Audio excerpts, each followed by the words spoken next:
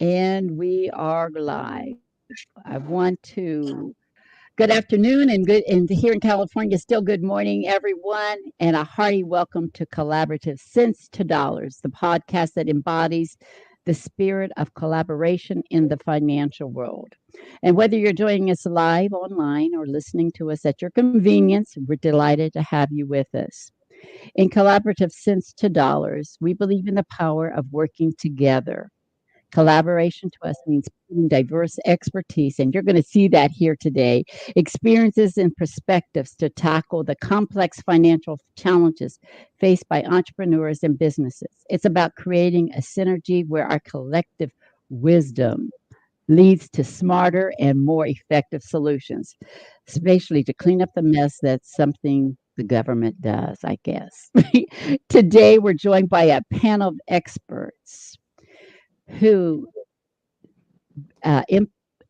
epitomize, I've got a different word for that, this collective spirit, collaborative spirit. They bring unique insights and invaluable knowledge that, when combined, can transform cents into dollars for your business.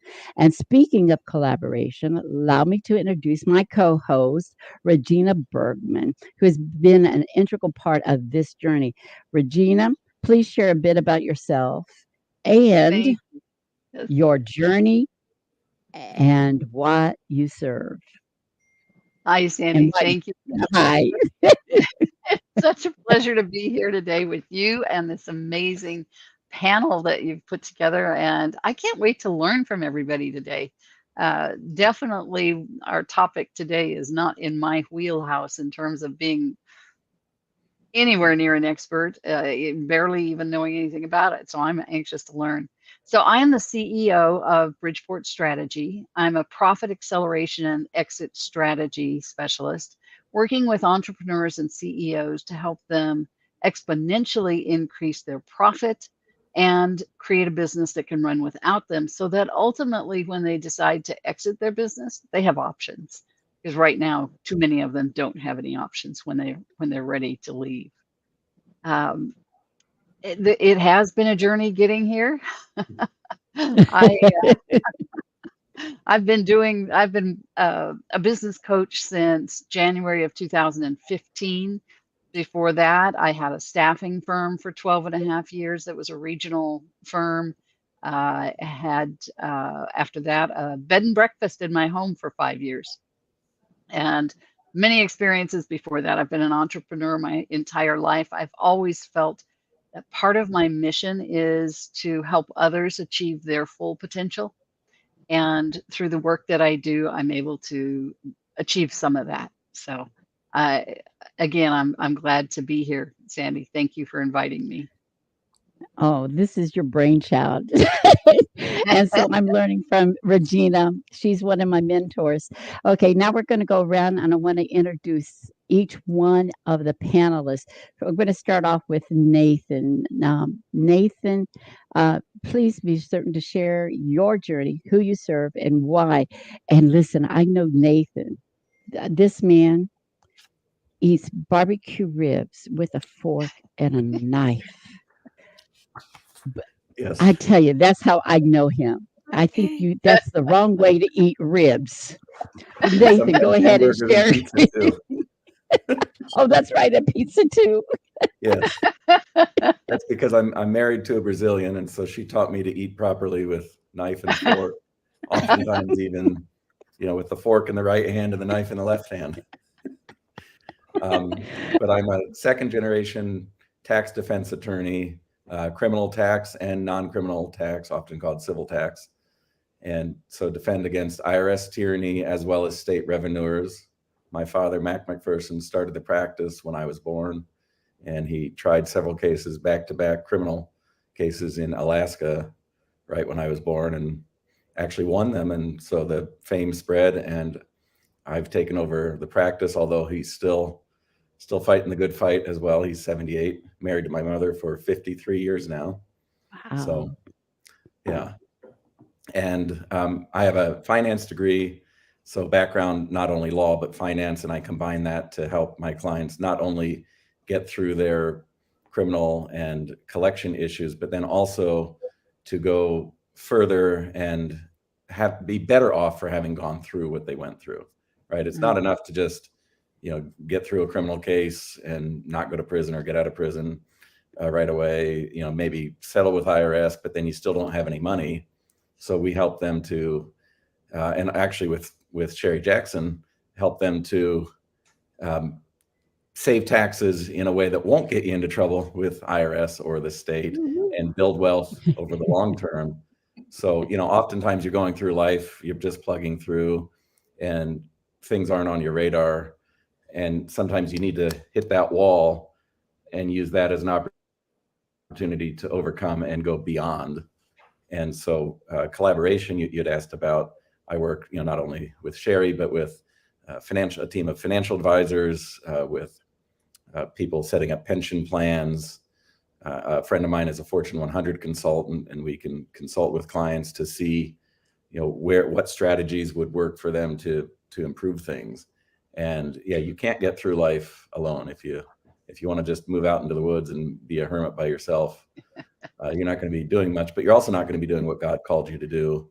That's and true. Go out and be fruitful and multiply and exercise dominion over the earth and serve your neighbor. In the peace of forgiveness, we can go and serve our neighbor without trying to justify ourselves by the service, but rather just out of love. And that certainly makes things go further. Yeah. Well, I appreciate it. And you lived in Alaska at one time, so that's kind of Yes. isolation, isn't it? Yes. Yes. Well, it's a pretty nice community up there. But it's cold. I am in Southern California, and I love it. Yes. The next person I want to have him introduce himself, and that's Scott Burnett. I met him, I said earlier 50 years ago, and he told me not to say that again. So at least 20 plus years ago.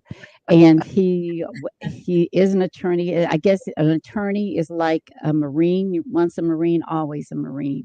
But he also does other things. And he is going to share with you his journey, who he serves, and why. He does love his work. Don't you, Scott? Well, first of all, thank you very much for the invitation. And this is my first call with everybody. So nice to meet all of you. I was listening to Nathan talk a little bit about what he does. And you might say I'm kind of on the beginning of the tax journey. My company, Burnett & Associates, we form business entities. We do compliance, but our big thing is I'm a teacher. I'm approved by the Internal Revenue Service to provide continuing education to tax professionals, National Board of Accountancy. And so, as I like to say to business owners, the more you know, the less you will owe. It sounds like Nathan's job is to pick up the people that didn't listen to me. And now they owe, and now they got to go. So, but my background is somewhat diverse. I was a deputy DA for Santa Barbara, civil trial practicer. My specialty is piercing corporate veils. That's kind of how I actually got into forming them. When your adversary, if it's a lawyer, is trying to sue your corporation or LLC, their primary motivation is to get beyond the liability protection that the statutes provide, and then hold the owner personally liable. That mechanism is called alter ego, or piercing of the corporate veil. And I've had 60 jury trials. I've never lost the trial doing that, because for the most part, and I'm sure Nathan would concur with some of this, it's not what you know that hurts you, it's what you don't know. And so sometimes when we form corporations and LLCs, while there's lots of companies that do that, no one really teaches you how to run them after formation. And so when people form them, they put the books on the shelf, they don't do anything with them. Then a guy like me comes in there and ruins the party.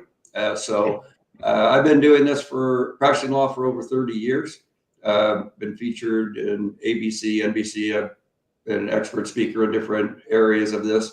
I spoke at the United Nations, even on the Global Entrepreneurship Initiative. So teaching, helping business owners is kind of what I do. And my collaboration really is, I work with tax professionals all over the country who refer their clients to me to make sure that they're running their corporations, LLCs properly.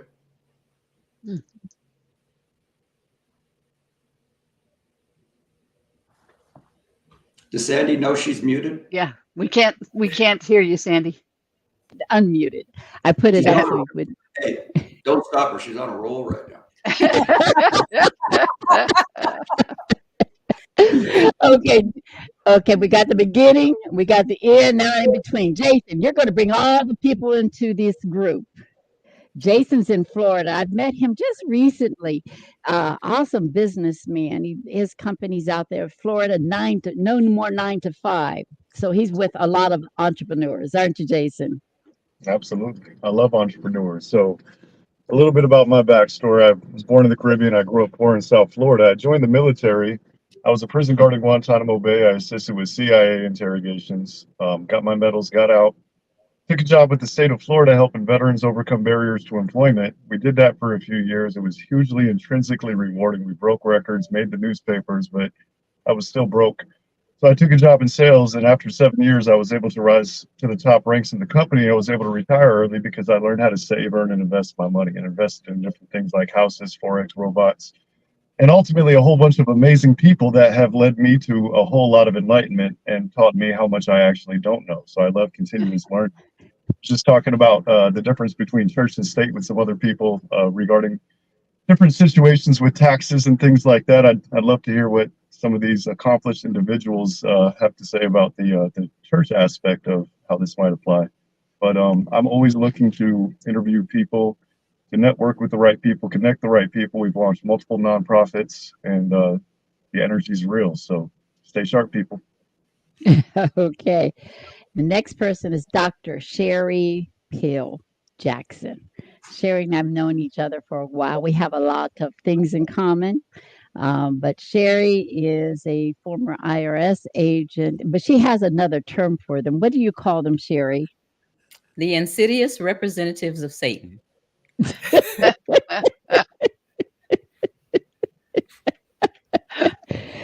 Do you see the love she has for the IRS? Yes, yes, yes. Okay, Sherry, you go ahead and share your journey, your story, and go from there, please. Okay, first of all, Sandy, thank you for inviting me on. I was going to make space for you today. Yes. I am currently the CEO of SP Jackson Consulting. Good Now, although afternoon, I'm not a corporation. Still good morning, everyone, and a hearty welcome to Collaborative. Oh, what's Cents2Dollars? No, no. I don't know what happened. Oh, okay. You hear it? Yeah. There, I muted it. I found out. Okay. Go ahead. That wasn't me. Somebody was trying to crash our party. No. CEO for me stands for continually educating others. My firm helps people keep, protect, and grow what they earn. As Sandy said, I'm a former IRS agent, a retired CPA, and I have been working with people, I guess, since the 1980s concerning taxes, concerning finances, concerning investments. And after my little entanglement with the IRS, I decided that as opposed to trying to cut the head off the beast, our new motto is to starve the beast. So most people that work a job, they don't really have a chance to starve the beast. But starting a business, and I push home-based businesses, will help you under Internal Revenue Code Section 162, write off everything but the kitchen sink. So that's what I do with my clients. I've written several books, including How to Escape the Rat Race, 4 Keys to Acquire the Life of Your Dreams. And my flagship book is How to Stick It to the IRS, Confessions from a Former Insider.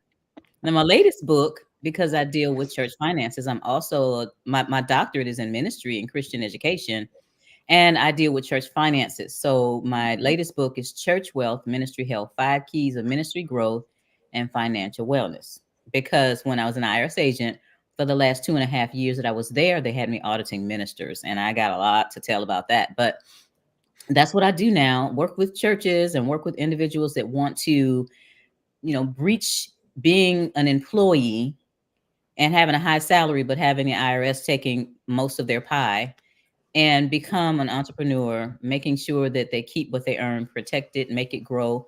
I'm also a brand new real estate developer. I have properties in Costa Rica that's my joy right now. So I'm gonna, as I get older, I'm gonna transition all over to the real estate development because I'm having fun going down there and getting things together. We're building a master plan shipping container community on the East Coast, the Caribbean coast of Costa Rica. So that's what I do.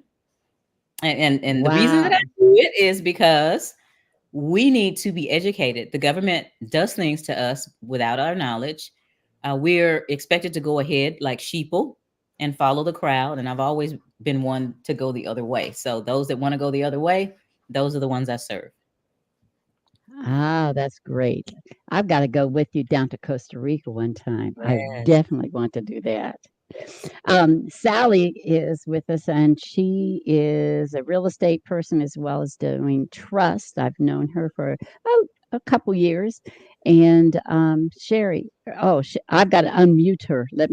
Because she had it going, so let me unmute her. I'm learning. Please forgive me. Correct. You had her. There. There you go. There we go. I'm sorry, Sally. I'm so sorry. That's okay. Sandy, you and I have known each other for at least 2 years because you had a question about one of your clients who does have one of these very special trusts. Right. Nathan and Scott and Jason and Dr. Sherry, I am a real estate investor who started in 2018. And in 2019, I was working full-time and I wholesaled 7 properties and unfortunately had to get on a payment plan with the IRS for capital gains. In my real estate group, my national real estate group, a gentleman named Garrett Gunderson wrote a book called What the Rockefellers Do. And I use that book to find the spendthrift trust that is legal, copywritten in the IRS tax code 643B. It will save, the business trust will save U.S. business owners and 1099 income earners at least 90% on their federal income taxes. And if they're in a state like Connecticut, New York, New Jersey, Kentucky, Illinois, or California with state income taxes, they have everything in the trust. They can save state income taxes too. There's a beneficial trust for all investors. Dr. Sherry, being a real estate investor, you'll no longer pay short-term or long-term capital gains, interest income, dividend income, rental income, and royalties. The trust I work with, the law firm, has been around for 72 years. None of their trusts have ever been audited. One was investigated by a senior IRS agent. He spent about 3 hours looking it over and he signed off on it. And Dr. Sherry, my cousin, lives in a shipping container village in London. He loves it. It's a beautiful place he lives in. Yes. Excellent. Thank you for having me on here, Sandy. I appreciate it. Thank you for joining us with such a diverse and collaborative panel. We're set for a rich discussion, and today we're focusing on a topic that underscores the need for collaborative understanding and action. Starting January the 1st, the U.S. government will implement the Corporate Transparency Act, and this act requires most businesses, I believe, to file a BOI report. Now, Scott, I'm kind of starting off with you because this seems to be your baby. You want to provide us with... I didn't legislate it, if that's what you're referring to. I'd be hated if you did. I'll take ownership in knowing about it, but I didn't write it. Did you give them the idea to do it? No. But I would say this: in my 30 years of legal practice, probably the most, I guess you could say, intrusive thing that's been asked of business owners. Obviously, we have tax returns that we have to file. And our tax system is a voluntary tax system, but this is sort of a mandatory filing. So if you like, Sandy, I can kind of just do a quick overview of it. But it's covered under the 2021 Anti-Money Laundering Act and then the Corporate Transparency Act. And over the last couple of years, they've been trying to figure out the regulations for it. And they finally have come up with this FinCEN, FINCEN. It's Financial Crimes Enforcement Network. And the goal of this is to catch money launderers, drug traffickers, human traffickers. And a lot of times what has happened over the years is corporations have been set up and formed. Some states even provide a lot of anonymity. So the the federal government that cannot locate who the owners are of these companies, and there's potentially problems with tax evasion. So the idea of FinCEN is that every corporation, LLC, limited partnership, or business entity that has been formed in any of the 50 states with the Secretary of State, or any foreign offshore company that is registered to do business in the U.S. And that's an interesting one. We can come back to that later if you like. But every corporation, LLC, pretty much all of your listeners would have to file. So the FinCEN filing is going to require two things.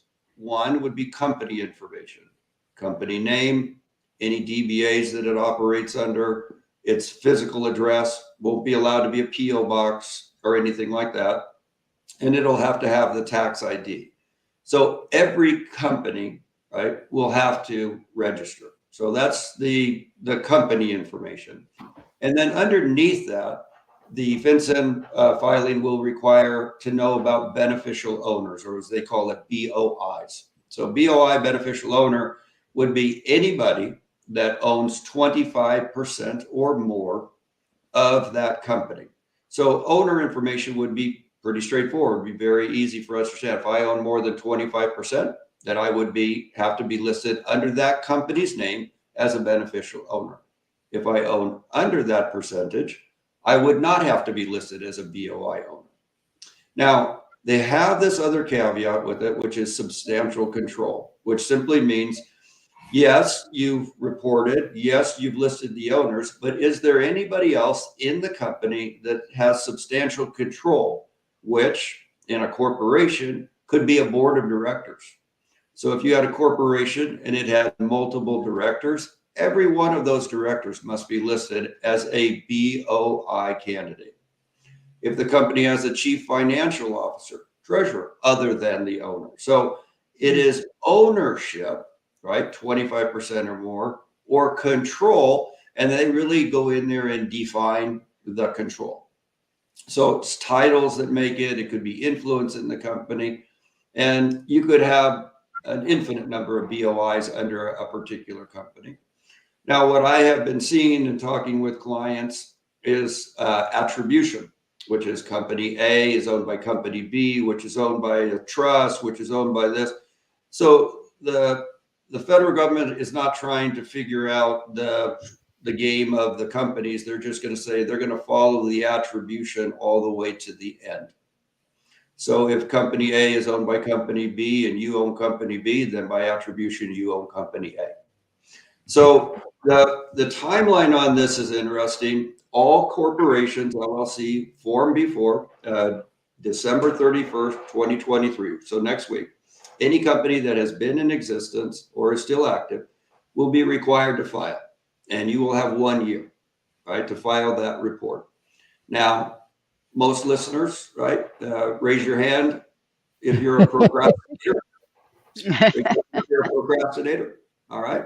I guess the rest of you will raise your hand tomorrow. So what that typically means, right, is that people will know that they have a year and they will wait till December 31st of the following year. And that will be a problem. So I'm advocating, at least with my clients, get it done and get it out of the way. Any corporation or LLC formed after January 1 of the new year will only have 90 days to file. So then it will be the company information, the BOI information, all the beneficial owners, and they'll be asking for the applicant who formed the company. So now they're going a little bit deeper after 2024 into who actually formed the company. And that will either be an applicant number or a name. Okay. And then the penalties. Well, $500 a day, up to $10,000 fine, and up to 2 years imprisonment for a willful failure to file. And willful is a term of art, but it means intentional act to not file the report. Cosmetically, it's not really about anybody here or anybody listening. These are the people that they're after are not you. It's a secure site. The only people that would have access to it is regulatory agencies, government agencies, etc.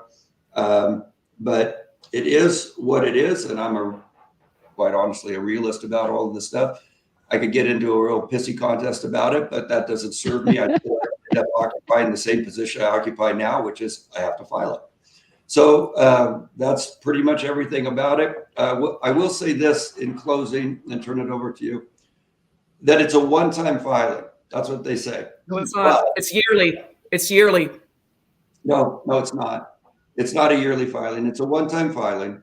But if there is a change in the information that is submitted, right, then you have 30 days to file an amendment.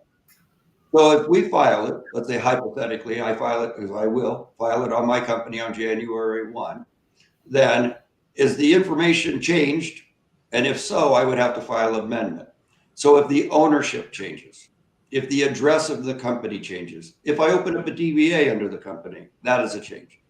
If the driver's license or passport that I submit has been changed, or let's say it's renewed and I have a new one, then I would have to report that change. So it's a one-time filing. But you have to file amendments, and you only have 30 days to file those amendments. So it's going to be kind of a part of our culture now in the corporate LLC world, right? There are some exceptions, but for the most part, everybody here would be a company that would have to file almost 100% guarantee. Only really large corporations are omitted because they're regulated and they already know about those companies. Okay. So big companies like Coca-Cola and Nike, those are corporations you're saying that would not have to. Well, there's 23 specific exemptions, right? And but a large company with 20 or more employees with a certain amount of revenue would be omitted. That's not my company, right? I'm not an insurance. I'm not a licensed security dealer. I'm not a bank. So the list of companies that are excluded would be companies that would probably not fall under our umbrella of activities. Most of us are, for lack of a better term, closely held or mom and pop businesses. Right. So sole proprietors don't have to do it, but all LLCs do, regardless of how they're taxed. And that's kind of where people say, "Oh, I have an LLC, but it's taxed as a disregarded or sole proprietorship." The entity still has to file. It doesn't matter how it's taxed. That's quite interesting. So, Nathan, as a tax defense, do you see problems coming up? But this is not under taxes, though, is it, Scott? I beg your pardon? I asked Nathan, does he see problems coming up as a tax defense? This would not be considered tax defense, though, would it? No, it's coming from the Treasury Department. It's governed. It's got nothing to do with your taxes. It's the Treasury Department that's doing this. So would that be a problem for people will that cause more taxes? Or not taxes, but legal issues? Legal issues, yes. And Correct. So besides strictly tax defense, we also handle related white collar crimes. This would fall under that. I've seen a big uptick recently in prosecutions of unlicensed money transmission, which also is related to FinCEN. So people trading cash for Bitcoin, Bitcoin for cash. For instance, you're kidding. The government has been going after them. And in fact, the Secret Service investigates such things, as well as IRS and FBI, et cetera, local law enforcement as well. And so this is, the same thing there is anti-money laundering, know your customer. And this goes right along with it. Interesting that it's targeted and basically only applicable to small businesses, 20 or fewer employees. Yeah. 5 million, I think, annual revenue, things like that. So it's specifically targeted to the people who have the least access to legal and financial counsel to know how to comply with it. One thing I wanted to point out, and maybe Sally knows the answer to this, or Scott, I believe that it does not apply to trusts. So if you have a business it does not. As a trust, you're exempt. That was my read of it. I haven't delved completely into it, but that was my read. So corporation, LLC, partnership, but if you are organized as a business trust, you're exempt. That's kind of interesting. Although I am handling some trust prosecution cases as well. IRS, they've historically targeted trusts, of course. They don't like them, partly for reasons such as this, I suppose. And so that has been on the radar of our current Marxist puppet regime as well. And interesting to note, there were virtually no tax prosecutions under Trump, and under our current regime, it's through the roof. I actually just got a call yesterday from another person who was visited by IRS CID, Criminal Investigation Division Special Agent. So it's What? just gone through the roof as to these prosecutions for tax or related white collar, Bitcoin money transmission. So this, I'm sure it's just going to be, open the floodgates. Jason, One of the you things work. sorry. Oh, One go of ahead, Sherry. I'm my sorry. clients, my phone is ringing off the hook concerning this, because there are people out on YouTube making people panic and telling them that they have to file by this January and all kind of craziness. So I actually delved into it. And the thing that when I read about it, they're saying that the larger corporations, or those 23 exemptions, are exempt because they already have to file that information.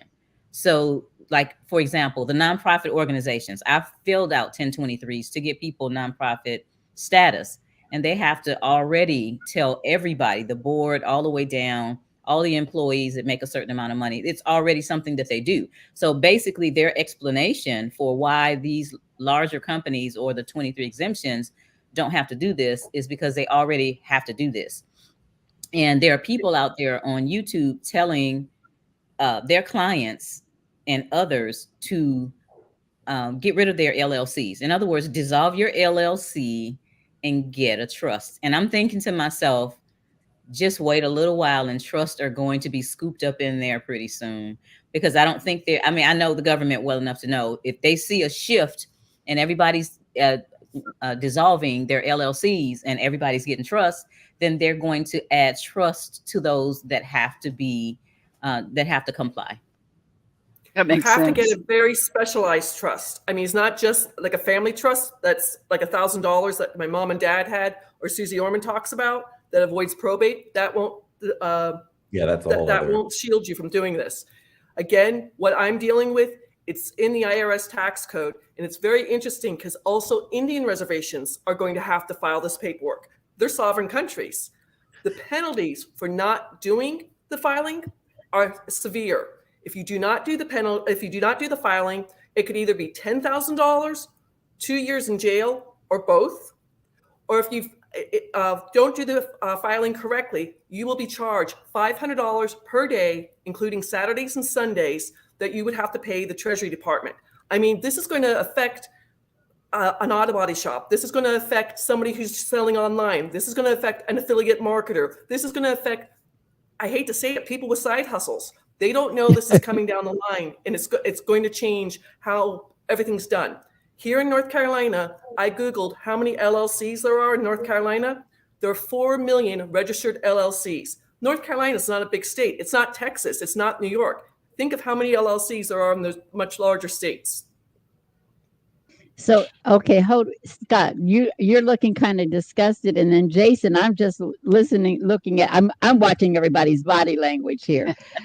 Scott, what do you have to say about what Sally has shared and what Nathan has shared, as well as Sherry?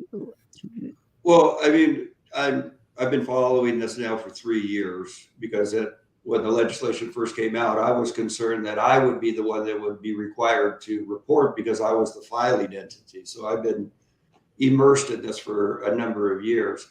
And the FinCEN site has a lot of information about it, and they have continuing updates.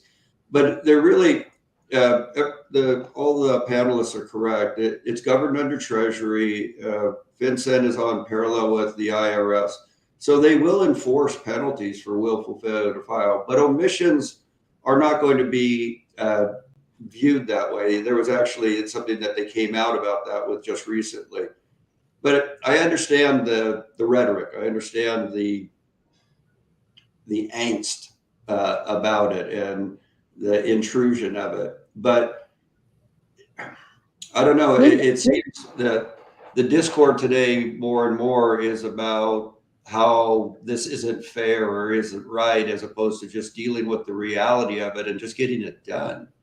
It's not FinCEN says that it'll take you about an hour to 2 hours to navigate the site to put in the information, but that requires you to have all of it and go through all the particulars. But it is what it is. The primary goal, if you get past maybe the conspiratorial aspect of it, or the invasion of your privacy, is to catch criminals that have been able to navigate around the legal system, right? And while there may be 4 million LLCs in North Carolina, there's 32 to 35 million companies across the country that need to file. And that's just the reality of it. Right. But let me chime in for a second, because I have a hard time believing the U.S. government is going to lock up an Indian tribe for 2 years. And even if they did want to fine them $10,000, I'm a freedom-loving person, but also a security-loving person. So I understand, the global war of terrorism and not funding that. I understand making sure human traffickers aren't stealing our people and profiting off of it and moving freely in our society. But I remember my history lessons, and there was a time long ago in this country where people were tired of overregulation and overburdening, especially small business owners. So when we look around at the status of our country, we talk about the things that have been happening over the last 2 years, 3 years, and I'm surprised we haven't talked about the macroeconomics. I mean, I know that's not where we're going, but inflation and everything else. And then, this kind of just feels like getting your knees chopped off. Why? Well, because you got to think about it. Think about that affiliate marketer that barely even knows how to actually file an LLC. Now they have to go jump through extra hoops. It's a lot to keep up with. Some people might make $5,000 or $10,000 extra a year. How many hours of legal paperwork do they have to crawl through the government to make that $5,000 or $10,000? Right. Yeah. It's ridiculous. My clients have trouble complying. It's with very true. basic And income also tax the filing. information they're asking for, I'm not trying to be a conspiracy theorist, but it's your driver's license, your home address, your phone number, your social security number, your social security number, your passport number. I mean, it's going to be in a database with the government. If I'm a hacker from Russia or China, where am I going to go hack to get all this information? I have a passport. I don't give anybody my passport number except coming in and out of the United States when I go scuba diving. It's not written down anyplace else, but with the passport. What are they called? Immigration services. That I don't mean to be a conspiracy theorist, but this is the federal government doing a money grab for small people, for small businesses that they're not aware of what's going on. They're not announcing this officially until December 26th. With respect, that's horseshit. I mean, that really is. They haven't announced it yet. December 26th, they're going to announce it starting a week later. They've announced it. Every tax professional that I meet with, and I work with them in all 50 states and have 10,000 affiliate partners. These people are aware of it. They've already taken continuing ed classes. They're going to be notifying their clients on these filings when they do the tax return. So I know that information is out there. I would agree, though, that the federal government is not always the best at advising us of changes in the law. It'll be in the news. I can guarantee it. It'll be big news January 1. But there is no financial burden on the consumer. I sit on the board of directors for over 200 companies. I sit on the national board of network marketers. So I work with that rank and file daily. They can go on the FinCEN site. So it's FINCEN.gov. I have the documents, yes. And it's free. There's no charge to do it. You can do it. The information on a closely held company like maybe Nathan, Jason's, Dr. Jackson, all of you, probably you all own the company, correct? You have an established business. It would take very few minutes just to upload the information. The site itself is secured. It's secured as the IRS's site. They've been working on that forever. Well, look, I don't know what you're advocating to your audience unless you're advocating to do it. If we're going to sit and lament about what is, that would have been a question that we could have addressed in the process. I'm advocating, a small pizzeria company making 2 locations, making $15,000 a month, $180,000 a year. They're going to save over $27,000 in federal income taxes.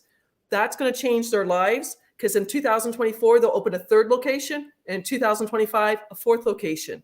I mean, the information I'm trying to advocate to people is there's solutions that's out there. People are concerned about this. I have a solution so they don't have to do the Corporate Transparency Act, because the trust shields you from that. Now There's here's a couple questions I want to ask. When the $500 a day comes in, does that mean by January the 1st they have to pay file it, Scott, or by the end of the year? So you have an entire year, all of 2024 for any pre-existing company. Obviously, no fines would be levied until after that deadline came about. And intellectually, you can imagine how they would do it. They would take the FinCEN report for a given state, ask the Secretary of State for a corresponding list, and then it would be very easy to see these are the companies that filed, these are all the companies that were registered, and there's a handful of companies or more that didn't file. They would be able to focus on that group. Okay. So it won't be a So complicated process. Then they have to know the government's going to be whether that entity had more than 20 employees, made more than 5 million. It's Right. business is gonna go up for attorneys and CPAs, that's for sure.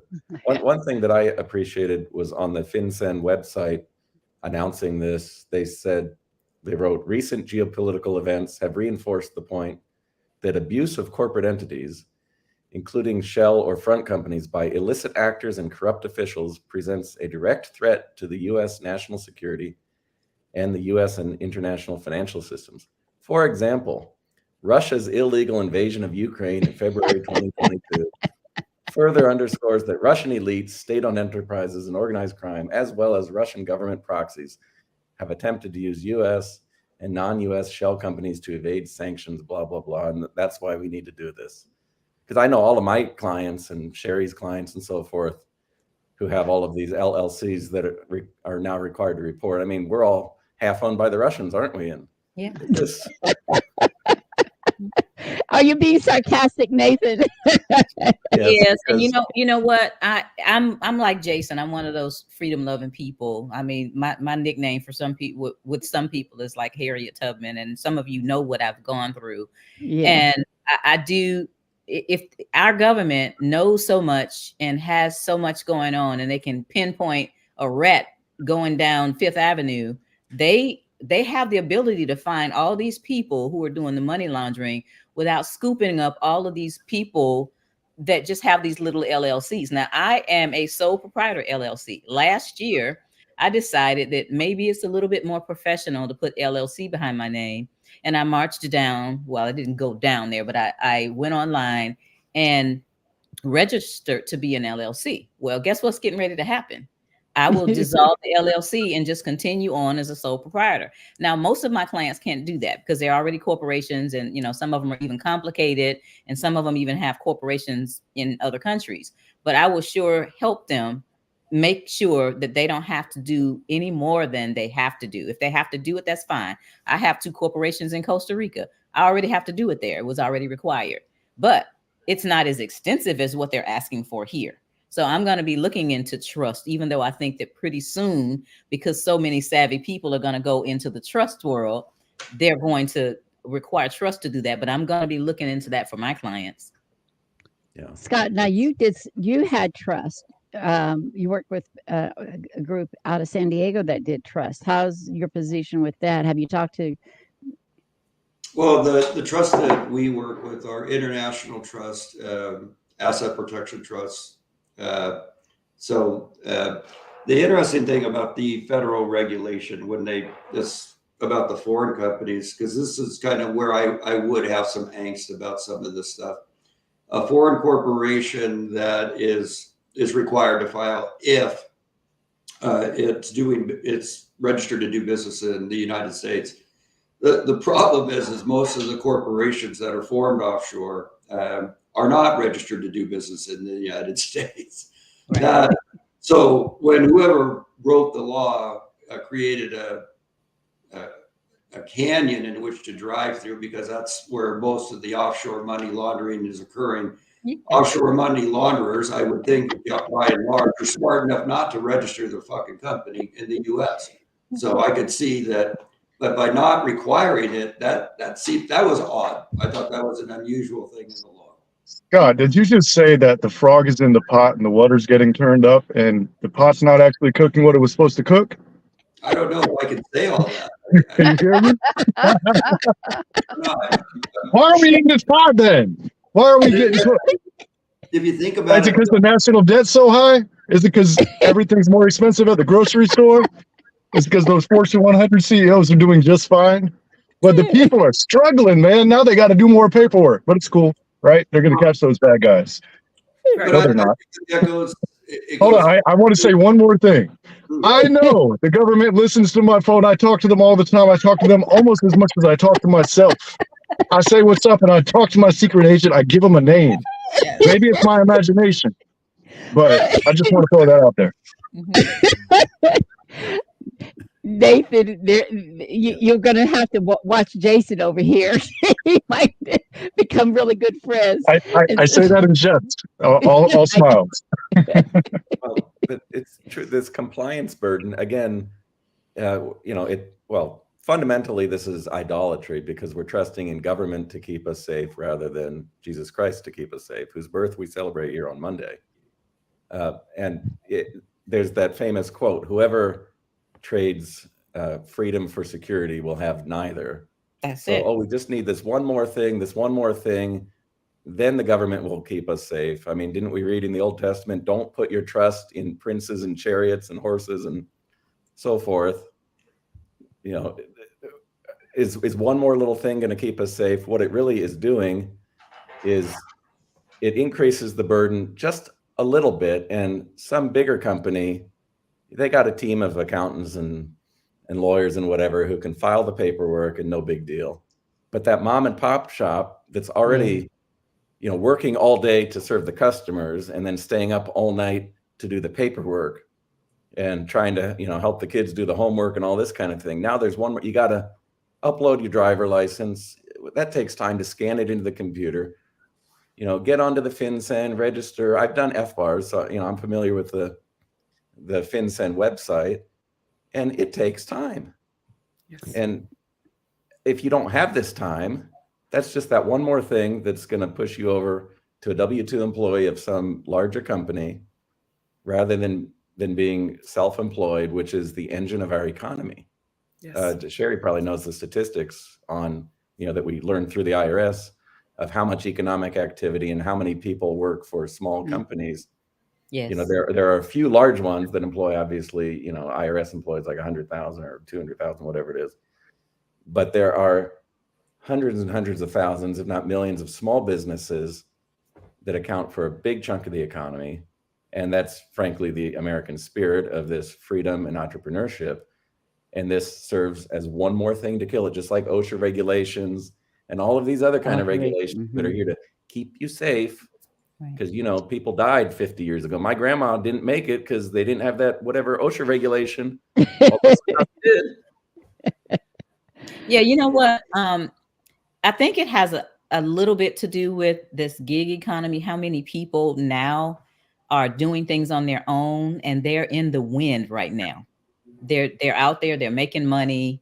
They're probably not getting a 1099 or any kind of those accusatory forms at all. So that's a way to rein in that person that I know that's making $3 million as an LLC doing something that, they're getting money from individuals, let's say, and they don't have a 1099 or K1 or any of that kind of thing.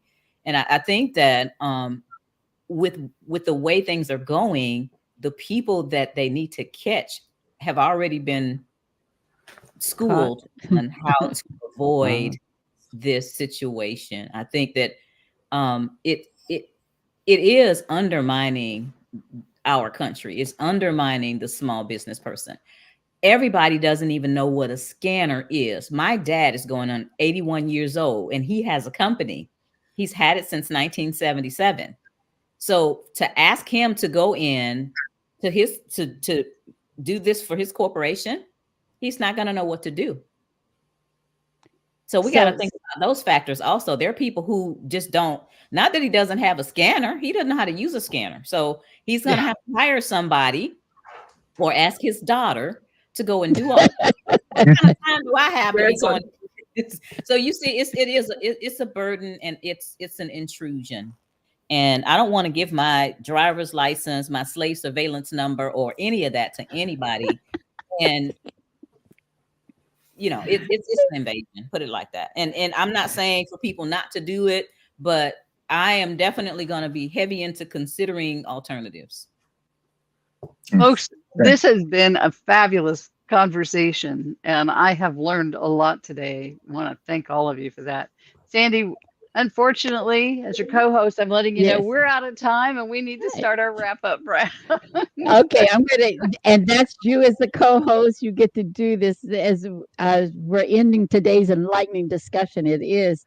I trust our listeners and our participants. I want to first extend a heartfelt thank you for your invaluable contribution, your insight and expertise. And I love the sarcasm. Trust me, I love it. Has not only shed light on the intricacies of this Corporate Transparency Act and the feeling of it invading our privacy. Scott and Nathan and Jason and Sherry and Sally, the solutions that are possible out there. To our listeners, we hope today's episode provides you with clarity and some actionable information to prepare your business for these upcoming changes. Remember, the journey to compliance and financial success is often a collaborative effort, and you don't have to navigate it alone. So, as we wrap it up, I'd like to remind everyone that we made it easy for you to connect with our panelists. You'll find their contact information in the comments section of this recording, whether it's for further guidance, service, or just to expand your professional network. And I want you to feel free to reach out to them.